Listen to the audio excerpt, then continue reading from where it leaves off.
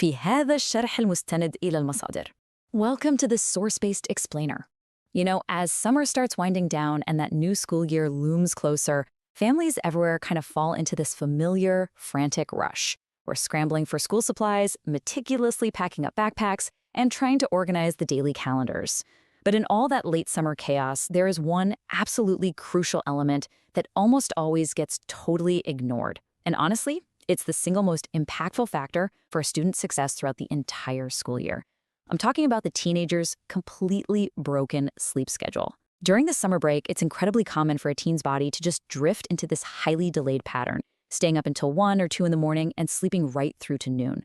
So today, we're going to explore exactly why this happens, and more importantly, how we can fix it before that first school bell rings. Right, so we've all been there, and we've all asked this exact question. Why is it just so incredibly hard to wake teens for school? You walk into their room, the sun is high in the sky, it's noon, and they are still completely dead to the world. Literally like a hibernating bear that refuses to wake up. And as parents and educators, our immediate gut reaction is usually just frustration, right? We jump straight to the conclusion that it's sheer laziness, a lack of discipline, or just typical teenage rebellion. But what if I told you that looking at it as a behavioral problem is completely missing the mark? Okay, let's dive into this. What we're actually witnessing here is a proven biological reality known as adolescent sleep phase delay. It turns out this isn't about laziness at all. During puberty, hormonal changes cause a teenager's internal sleep clock, specifically the master clock governed by the suprachiasmatic nucleus in the brain, to involuntarily shift forward by a massive 2 to 3 hours. So biologically speaking, they simply don't feel sleepy until around midnight. It's a physiological shift happening deep inside the brain, completely outside of their conscious control. To navigate this hurdle, here is our roadmap for today. 1. The problem, biology not laziness. 2. The mechanism of teen melatonin. 3. 3 pillars for clock reset. 4. The 14-day plan. And 5. Tips for plan success and sustainability. Let's start with Section 1. The problem, biology not laziness. This perfectly illustrates the core conflict we're dealing with. Society rigidly demands that the school bell rings at 7:30 a.m. But biologically, at 7:30 a.m., a teen's brain genuinely believes it's still the middle of the night. This mismatch is an absolute recipe for disaster. Because our school schedules simply don't adapt to human biology, teens are forced to wake up right in the middle of their deepest sleep phases. And the result? Chronic fatigue, terrible mood swings, and a really noticeable drop in academic performance and concentration during those crucial early weeks of the semester. Moving on to Section 2, the mechanism of teen melatonin. Take a look at this number, 90. Research shows that just 2 hours of evening screen time delays the release of melatonin in a teenager by up to 90 minutes. Now, melatonin is that key hormone secreted by the pineal gland that signals to the body it's time to sleep. Normally, it naturally rises as darkness falls, but for a teen who is already dealing with a delayed biological phase, staring at screens emitting bright blue light literally tricks their brain into thinking the sun is still up. This halts melatonin production entirely. Add in that classic summer habit of sleeping in late, which completely robs them of the crucial morning sunlight they need to reset their clock, and the lack of a fixed routine, well, their internal clock basically loses its anchor, drifting completely off schedule. All right, Section 3, 3 pillars for clock reset. To successfully pull that sleep phase back, we have to rely on 3 proven scientific pillars. First up, morning light. We need about 15 to 20 minutes of bright morning light exposure right after they wake up. That signals the brain's suprachiasmatic nucleus that the day has officially started, stopping any lingering melatonin. If it happens to be a cloudy day, utilizing a 10,000 lux light therapy lamp works as a fantastic, scientifically proven alternative. Second is the evening blue light block. We have to shield their eyes from the specific 460 to 480 nanometer light wavelengths emitted by digital screens. And third, microadjustments. You absolutely cannot just force a teen to bed 3 hours early. They're just going to lie there, tossing, turning, and getting frustrated. Instead, we must shift sleep by only 10 to 15 minutes at a time. This perfectly avoids a total system shock. Establishing a highly actionable evening routine is what actually reopens that melatonin gateway. Here are the exact steps. Step 1. Activate night mode or those warm color shifts on all devices by 7 p.m.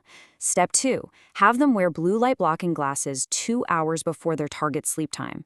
Step 3. Switch the physical room lighting to warm yellow or orange tones under 30,000 Kelvin right after sunset.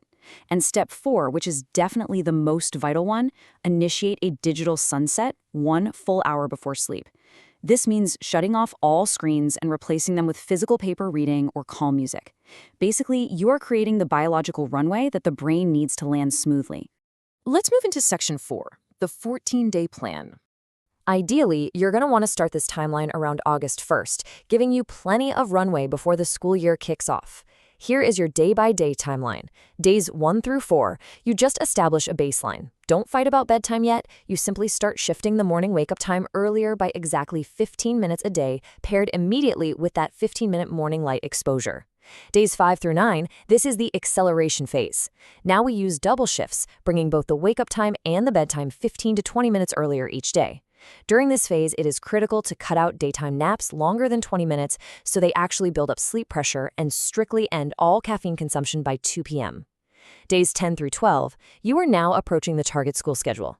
Enforce that calming evening routine we discussed and make sure the bedroom temperature is kept at a cool 18 to 20 degrees Celsius, which naturally promotes sleep. Finally, days 13 and 14, the final lock-in. You hold the target schedule completely steady, without deviation, even if it falls on a weekend. You should even do a full morning rehearsal, waking up, eating breakfast, getting dressed, to train the body and mind for the new normal.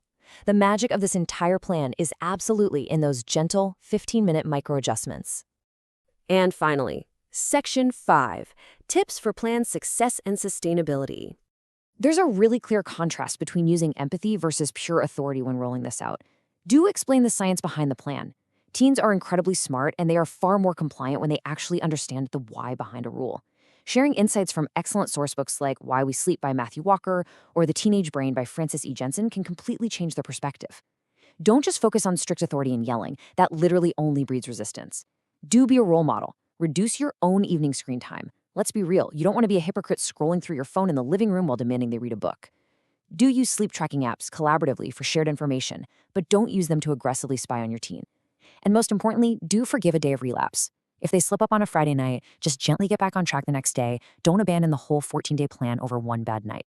The core message to take away from these sources is this: resetting the teen's biological clock isn't a luxury. It's a direct investment in their mental focus, emotional stability, and academic performance throughout the year.